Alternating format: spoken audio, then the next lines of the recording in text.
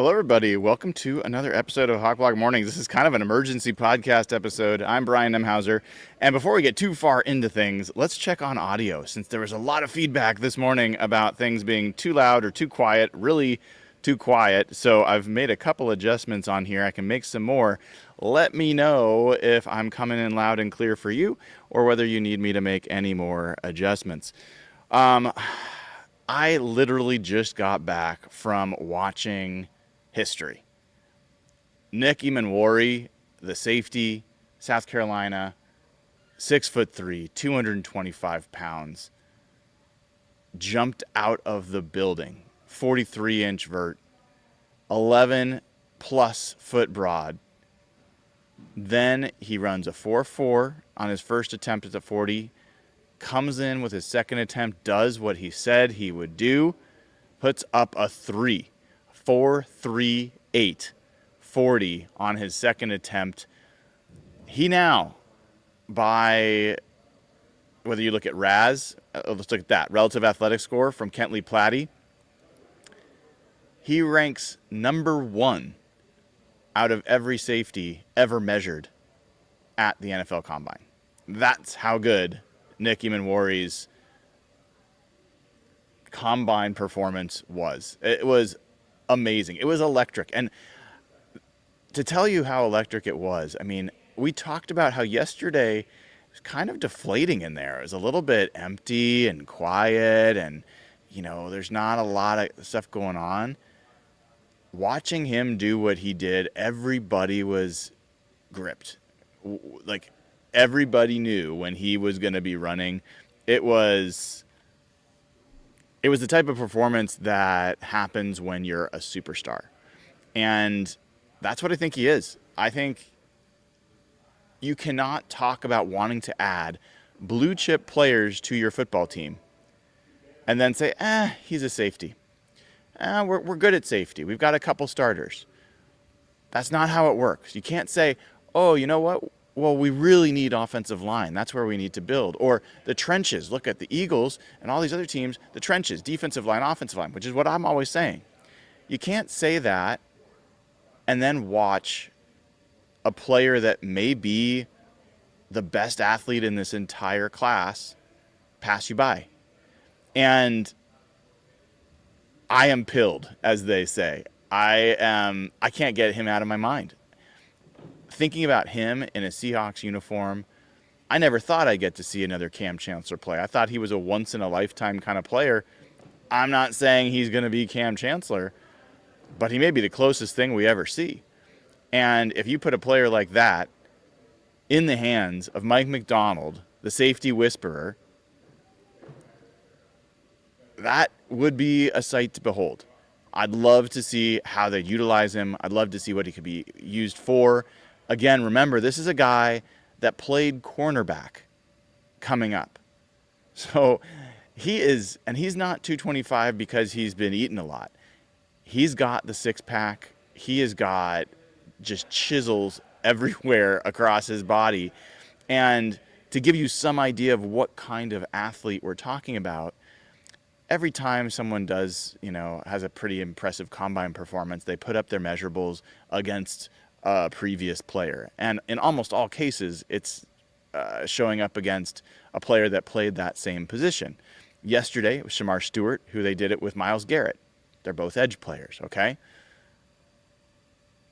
What they did in stadium with Nick Emmanwori was put up his comparables to DK Metcalf. DK Metcalf, who is one of the most premier athletes in the entire NFL at the receiver position. So that's not to say that he is a receiver. It's not to say that he is going to be as good or as bad, depending on your perspective, as DK Metcalf. But I don't think there's anybody anywhere that would deny the athletic prowess of DK Metcalf. And now there is a DK Metcalf at the safety position. And by the way, this isn't like a project. This isn't like one of those guys that's just an athletic freak that hasn't done hasn't played the position at a high level. He was a first-team All-American. He's an incredibly talented safety that has proven he knows what he's doing. And now he's got the athletic profile to amplify that even further. So look, I'm gonna walk you through, because I wanted to see where everybody had him in their top 50 before today. And then we're going to talk about where I think he might go after today. Before I do that, make sure you give the show a like, click subscribe. We greatly appreciate it. This is the second to last day for me here in Indianapolis at the Combine. Tomorrow, I'll be able to interview offensive linemen. Cannot wait. We'll be interviewing offensive linemen, and then quarterbacks and receivers will go, and some running backs will go in the afternoon. I will be getting on a flight tomorrow night, so some of the ongoing field drills I'll probably watch on the plane ride back. But really appreciate the support. Only way that this can happen. So like, subscribe, go to patreon.com/hawkblogger, sign up, get all the audio interviews that I've been uploading. There's a bunch more that I'll probably be doing either on the plane or when I get home. And then also a bunch of player interviews. So members only are getting initial access to that, club level and higher. Make sure you sign up to be a club level member or higher, or just a member. And if nothing else, like the show, subscribe to the show. We are closing in on 15,000 subscribers. I really was hoping we'd get there this week. I think we need about 100 more subscribers to get there. Would love to see it. So let's see if we can make that happen. All right. So let's take a look at where people had Nick Emmanwori. And by the way, I've been mispronouncing his name and misspelling his name at times, so forgive me for that. I think I had I think I had an extra A in there. It's Emmanwori. So I've tried to correct that where I can. Let's take a look at Daniel Jeremiah. And this is his second top 50. And scrolling. I haven't looked at this yet, so I don't know. We're going to find out together. Scrolling. Nick Emmanwori, he has him at 25. Not bad. And that's roughly where I'd seen him starting to show up before this week. And part of why, even before today, I was like, yeah, this is a guy that maybe you want to talk about trading back from 18 and picking in the 20s. And maybe that's still possible. We'll talk about that in a second. But here he is at 25 on Daniel Jeremiah's big board. Let's look at Kyle Crabb, who used to work for 33rd Team. He's recently let go with a bunch of other folks. His most recent top 50, he had Nick Emmanwori at 34. A little bit lower. Let's take a look at Dane Brugler. Good friend Dane Brugler. Where did he have Nick Emmanwori? Scrolling. He had him at 28. So pretty similar so far. Pretty clustered there. What about Trevor Sikkema over at PFF, who I've seen on pretty much every show? I have not asked him onto our show. I could, but I have not. I've chosen not to. I'm scrolling. I actually know the answer to this one because I checked before I got on with you. I'm still scrolling.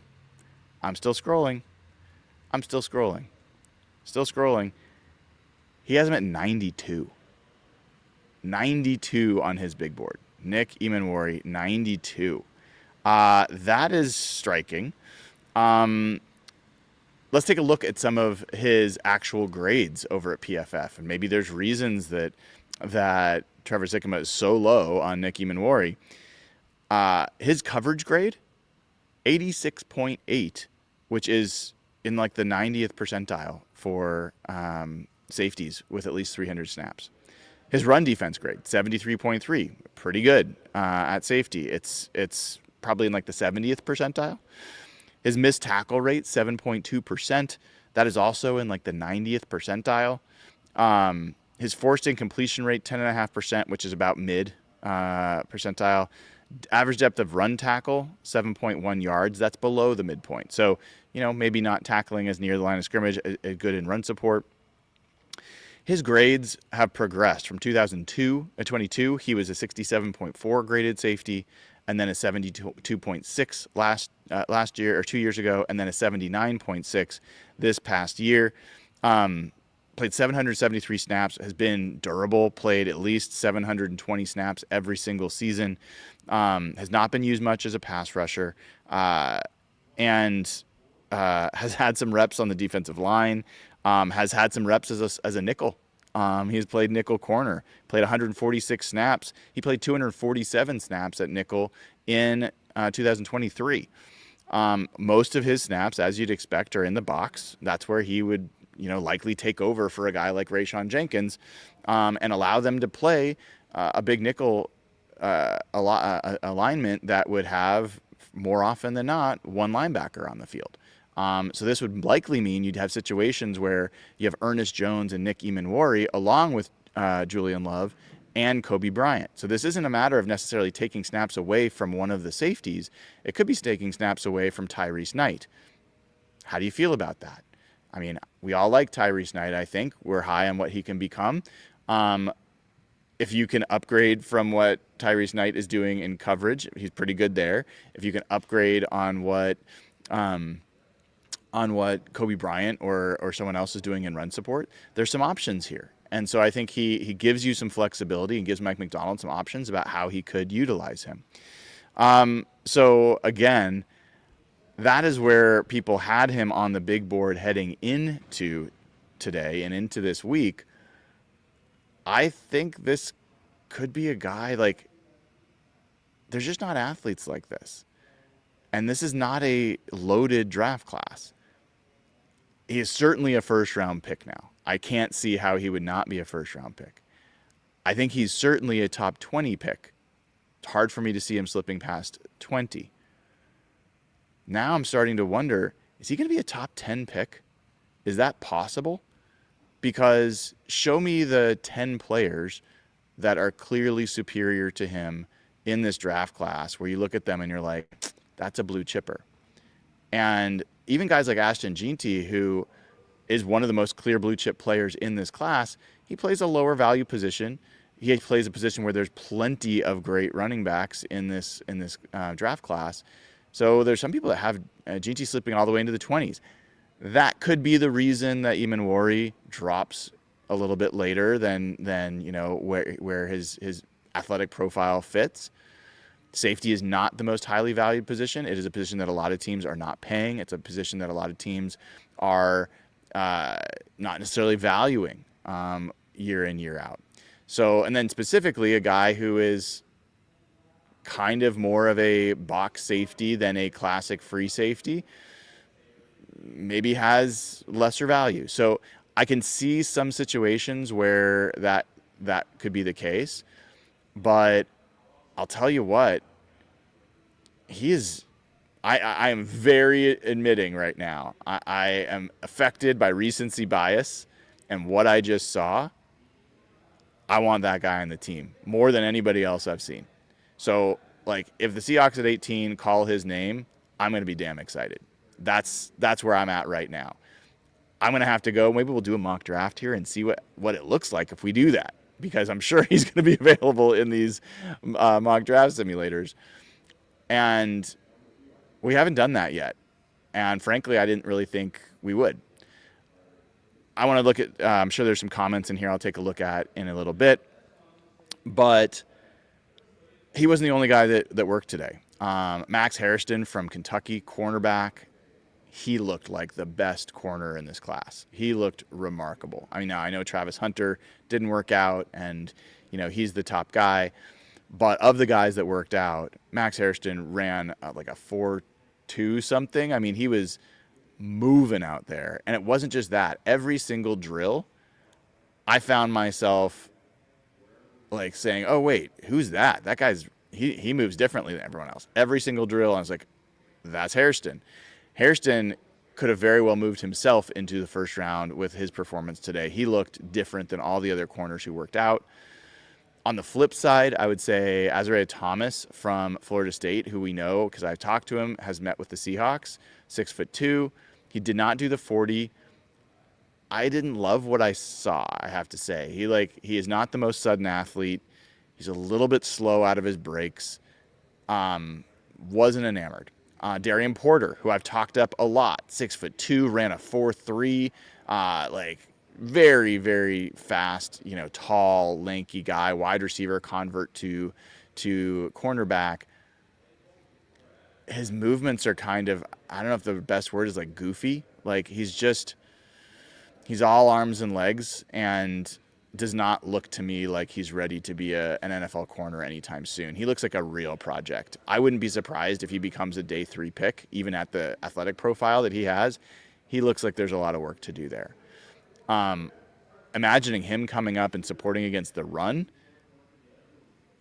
he's even more slender and slight than Reek Woolen. I just don't know if I see it. Flipping back the other side, Zaw Frazier, who is another tall, lanky corner, 6'2 plus, more solidly built. He ran in the high 4.3s, which is great. Had a similar 10-yard split to Darian Porter. Looks much more coordinated, much more natural at the cornerback position, coming in and out of breaks. I think he's a really interesting guy. Could be as high as day 2, but he's probably a day 3 guy. He's really interesting. Upton Stout, a guy I've liked before. I loved the way he looked in his workout today. Just solidly built, tough. I think he's remains a guy that would be an interesting add later in the draft. There's a few others that stood out as well, but pretty interesting group. And in a little while, tight ends will get their chance. I'm really curious to see. And if you see me looking over here, it's because they've got NFL Network on, so I can kind of watch as things are happening there. So someone says they love the subtle Canadian support. Well, it's not really that. I loved Banff. I did love Canada on our visit. It was so fun. So this is kind of my standard hat, as I think a lot of people know. All right. So I don't know where the Joe Milton comment's coming from for this. Not really related, but I see that in chat. This is what my eyes caught. We do have a super chat from Dave Crockett. Thank you, Dave. It's been a while since I've seen you. He says, thanks for all the work you're putting in. Well, I appreciate you appreciating me doing my best, and I really I'm enjoying myself, if it's not obvious. I think this has been a great week. I've learned a lot. I'm going to have a lot more reason to have the opinions I have than I've have in the past, just based off talking to these guys, based off talking to other people here that have done their work, and then watching them move in person. It's just different. So, really been a fun week. Looking forward to the rest of today and tomorrow, and also looking forward to getting back to my family and sleeping in my own bed and all that good stuff. So, there was a comment here. I think I missed right at the very beginning. This comes from Detail Oriented. Hey, Detail. Good to see you. I've been a member for 9 months. Love that. Says, it's being reported there is a deal on the table from Green Bay to trade for DK. What are your thoughts, especially considering that some of the stuff you've seen so far on players we could get? Worth it or hard no? So I saw what you all saw. I commented on it this morning, and I'll just share my thoughts again. I also went on with Bump and Stacy this earlier today. They asked my thoughts on this. So I'm going to give you a few different things. I don't doubt that, Corbin Smith is who reported it. I don't doubt that Corbin had someone tell him that. Don't know who or what. Don't know how valid it is. I also just don't think it's news. The reality is, when you have a player like DK Metcalf, who's in the final year of his contract, and you have an incredibly weak free agent class at wide receiver, and you've got a relatively weak draft class at wide receiver, and you've got a lot of teams with young quarterbacks who are looking for that stretch the field, big target, they're going to call, they're going to ask, they're going to offer things. To say that people are checking on his availability is like saying that water is wet. It's not news. I don't think it's news. I also think that reporting that people are checking on his availability is a questionable way to report things, because basically what you're going to get later is, oh, he gets traded. I told you he got traded, that the people were checking on him. If he doesn't get traded, you say, well, I just reported that people are checking on his availability. So personally, I don't value that kind of report. I think it's just not, it's not news. if there were, and then to build on that, the folks in Green Bay that are actually close to the franchise debunked it, said there has not been an offer made from Green Bay. And the people that cover the team closely said that the proposed, or what was said to be the proposed trade, was so ridiculous they wouldn't even take it seriously. So I think there's nothing here. I'm not looking to, pick a fight with anybody. Corbin's got his job. He's doing it as the best of his ability. I think this is a nothing burger. I have told you all, I think it does make sense for the Seahawks to explore a trade for DK Metcalf. I don't think it's the right thing to do, but I think they should actively explore that.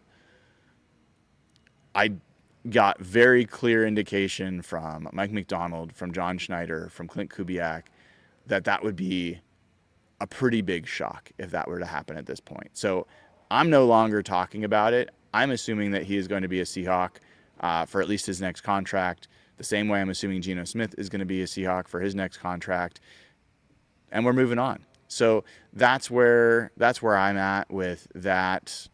I guess you could call it a rumor or report. And people can, I've seen people react when I said online that he's not going anywhere, saying, well, he should be, or they should absolutely consider it. That's different. Whether they should or they shouldn't is not the question. The fact of the matter is they're not going to. People are going to call. They'll have interest. They will demonstrate interest. The Seahawks aren't going to move him. I think it is very, very, very unlikely that DK Metcalf is going anywhere. So that's my thought there. Appreciate it from you, Detail, as always. All right. And thank you for the feedback that the sound is good. I'm glad to hear it. And then, let's see. Checking other pieces here. We got another super chat from Detail. Says, this is also related to the same thing. So I think we just talked about this, Detail. Let me know if I missed anything. Brendan Myers, member for 6 months, just giving a salute. Well, appreciate that. And then we've got from Nunya, 393. Would love Emmanwori plus as Griffith says, there are at least 600 snaps available at safety. He could be very valuable year one. Please draft him. Yeah, I don't think there's any issue about him getting snaps. There's room for him. There absolutely is room for him. And I'd go as far as to say, Kobe Bryant has not been extended. This is the last year of his rookie deal. We can assume that he's going to be. If you look at Julian Love's contract, he just signed, an extension. He's signed through 2027 when he'll be 29. But as soon as 2026, you could save $8 million against the cap by cutting him if you think that that's what you want to do. I don't think that's what they're going to want to do. But the point being, you could be one season away from deciding that you want to go with Kobe Bryant and Nick Emmanwori as your safety duo or some other combination. So, no question that there's room for him. And I'm curious. I saw some people say that they're not interested in him at 18. I'd love to hear more from you about why. Because the way I'm thinking about this again is it is not one specific position other than quarterback that makes you a great team. It is outstanding blue chip players that make you a great team. Kyle Hamilton is a blue chip player at safety. If you were to tell me that the Seahawks use their 18th pick to add Kyle Hamilton, an all-pro safety, to the Seahawks, I would say, hell yeah. And honestly, I think, I'm not going to tell you what you should do, but I would think you guys would as well. And if you could add someone that was similar to Cam Chancellor, I'm not going to say he's Hall of Famer like Cam Chancellor should be. I don't think any of you would hesitate to say if Cam Chancellor was available and you could draft him at 18, would he be worth it? Just because he's a safety. Yeah, he'd be worth it. So I don't think you can get precious like that in these kinds of situations, especially in a draft class where it's really thin on top shelf talent and top shelf athletes. I think he's special. So I get excited when there's special players because they just don't come around. And one of the things that's cool about him being a safety is that maybe you will be able to get him at 18. If he was a quarterback and this profile or something like this, there's no way you'd get him. If he was a wide receiver and you wanted him, you couldn't get him. If he was a cornerback and you wanted him, you couldn't get him with these kinds of measurables and production. If he was an edge rusher, on and on and on. Safety might be one of those positions where he does become available, but I'll tell you what, let's go through. I want to look at the latest mock draft. I'm going to take a look at some mock drafts here. Let's take a look at the latest mock draft from. Let's look at Bucky Brooks. This came from 3 days ago. Let's see who might be a team that would take him. I mean, Titans no, Browns no, Giants no, Patriots, I don't think they're going to take him at 4, no. The Jags, maybe at 5. Raiders are an interesting one. Pete Carroll, you think Pete Carroll might be interested in someone that has Cam Chancellor's profile and have a really good idea of how he wants to use him? I wouldn't say that's crazy that he could end up even as high as 6 for the Raiders. The Jets, maybe. Panthers, Saints could. The Bears could. 49ers definitely could, although their safety room, they've got a pretty young safety room. But Malik Mustafa is going to be leaving. They could absolutely add him. How would you feel if Nick Emmanwori went to the 49ers? Would you feel good about that? I wouldn't. To pair up with the young Malik Mustafa that they drafted last year, be a pretty physical pair of safeties. Cowboys at 12, possibly. Dolphins, Colts. Interesting thing here is the Colts really love athletic gifted guys. Maybe this means that they take him, and it may be Tyler Warren all of a sudden falls out behind the Colts. Everyone thinks the Colts are kind of the bottom level of where Warren, the floor of his draft position. Maybe they get enamored with Nick Emmanwori and Tyler Warren falls to the Seahawks, which wouldn't be the worst thing either. I think the Cardinals at 16. I mean, they've got Jalen Thompson and Budda Baker, but they just need great defenders, and I can see them being interested. The Bengals, yeah, I mean, there's a lot of teams that I could see potentially being interested in doing that, but man, it's interesting. I'm really curious about how this plays out. All right, so let's see. Looking through your chat and your comments. So,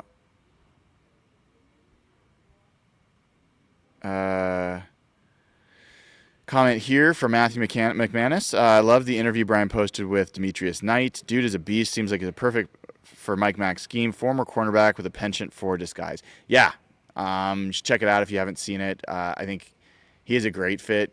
Smart kid. I think has a lot to offer, and really played well at the Senior Bowl as well.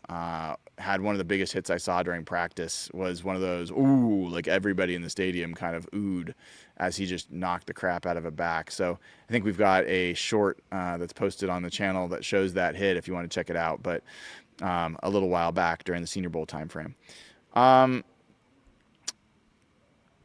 Okay, question here from Brendan Myers. A member says, is his film good or is he mostly combine performance related?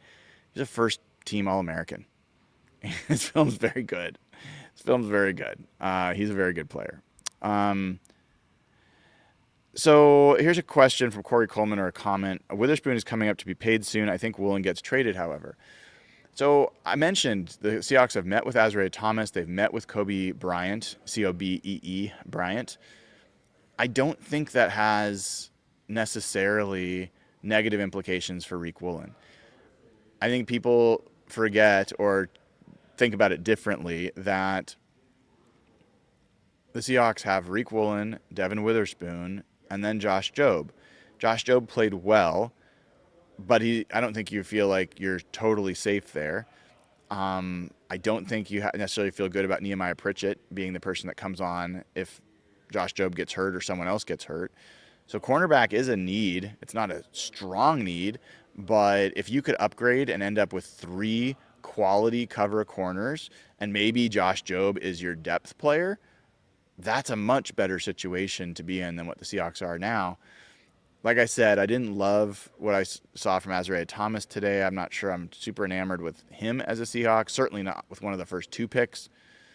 And then, I mean, I like some of the guys later. I like Upton Stout. I like Kobe Bryant. I like some of those guys that are out there. I like Jabbar Muhammad. I know a lot of people don't. But, yeah, I think it doesn't necessarily have to mean anything changes with Reek Woolen, but it also could mean that. I think the team maybe did have some question about how he approached his season. He did get benched for breaking a team rule during this season. We'll see. That is one of, it's not the top question for Seattle, but whether or not he's going to be extended is one of the bigger questions, and I don't think they're going to do that before the league year. And I do think that they'll want to see how he comes back from the offseason and gets into OTAs and how much he's worked and how much attention to detail he's showing, because the biggest questions they've had with him is just focus and professionalism. So his talent is undeniable, and I think that they're not going to just move on from, great talent until they get a little bit more information there. All right. Looking through here, seeing other member questions. Scrolling. Now here's a super chat from Jose Rodriguez. Hello, Jose. Says, thanks for the great week, man. Well, I'm so glad that my great week has made your week great. I'm trying to share it as much as possible. And once I finish with this episode, I will be probably posting some more. I'll probably post the Jackson Dart interview, the press conference. So I'll get that up there and you guys can watch that, especially if you are at club level and higher. You'll be able to see that right away. Everyone else will be able to see that tomorrow. But thank you, Jose. So yeah, I think that's kind of where I'm at so far. I'm looking right now. The tight ends are going to get ready to start doing their routine here in a little bit. We'll see how they run. I'm curious. I'm really curious if Terrence Ferguson is running. I'm curious how he shows up. I think he's a guy that can help his draft stock a lot. Mason Taylor's another guy that I really like. Now his blocking not so great, but really great pedigree and being Jason Taylor, the Hall of Fame edge rusher's son. So interested. Elijah Arroyo will not be testing today, so we won't see some of his big numbers, but there's some other guys in this class that are super interesting to watch. So looking forward to watching some of the tight end stuff. All right, everybody. Thank you so much for tuning in. Make sure you give the show a like, click subscribe, and click the little bell to get notified when I go live, because as you can tell, it happens at all random times throughout the day, night, morning, whatever. There's a chance there'll be a reason to do another show later. I don't think I will, but who knows? Maybe something crazy will happen. And otherwise, I hope you guys have a great night, and I will talk to you all later.